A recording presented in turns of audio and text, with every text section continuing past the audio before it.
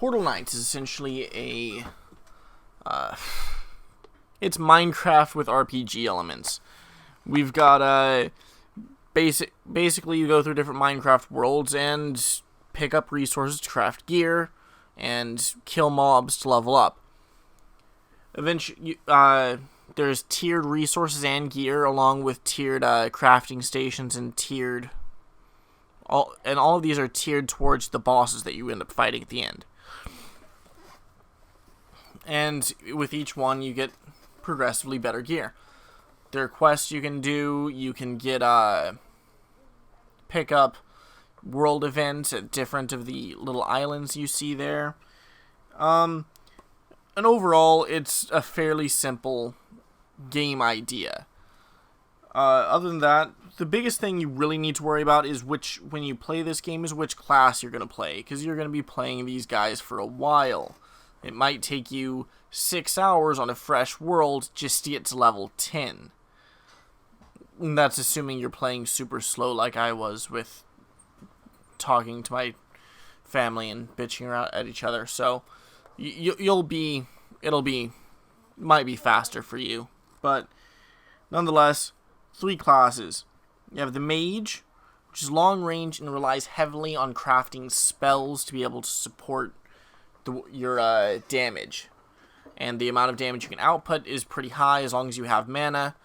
That said, I really would not recommend this character unless you really enjoy the idea of it, in which case go ahead, have fun, or you've already played the game before as up to like level 10 or 20 with another character, and they can funnel you resources to build shit. Second, you have the Warrior. This one is melee, high HP, but no long range weapons.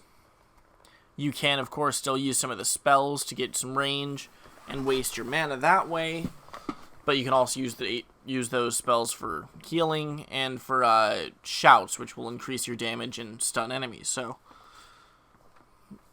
in particular, Warriors are really good, but I still wouldn't necessarily have them because the third class that you can be is a good mix between the two.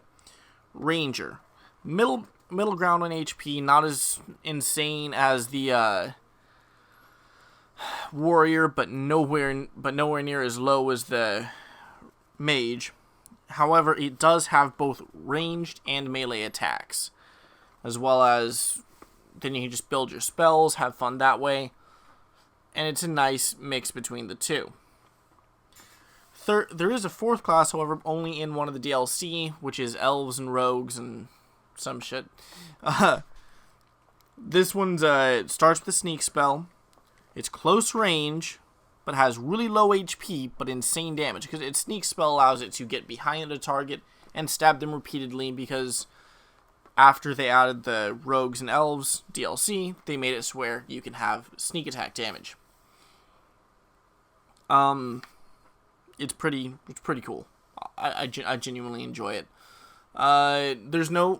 Speaking of the Elves and Rogues DLC, there is no difference in stats between whether you roll a human or an elf. Basically, the only difference is elves live on the moon.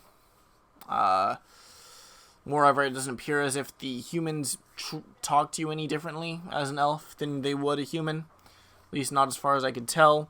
There is a story in this game, of course. I mean, the world was basically fractured by a evil entity called the Hollow Knight, and you're going around trying to link all the different islands that are left over together to make one actual super island, or kind of put the world back together. In the Elf DLC, it appears that now the moon's cracking because all of the elves moved to the moon to get away from it, and now the moon's cracking up, and they're trying to fix that there. That's essentially the entire premise of the actual game. Anyway, pretty simple. Yeah. That's the gist of it. I don't really think you need to know much more necessarily, but if you want to know anything else about the game, put a question in the comments and let me know. Oh, well, wait, one more thing you might need to know. Portal Knights is available on Switch, PS4, Xbox One, PC, and iOS and Android. But the iOS and Android do not have the DLC on them thus far. That is all. Thank you.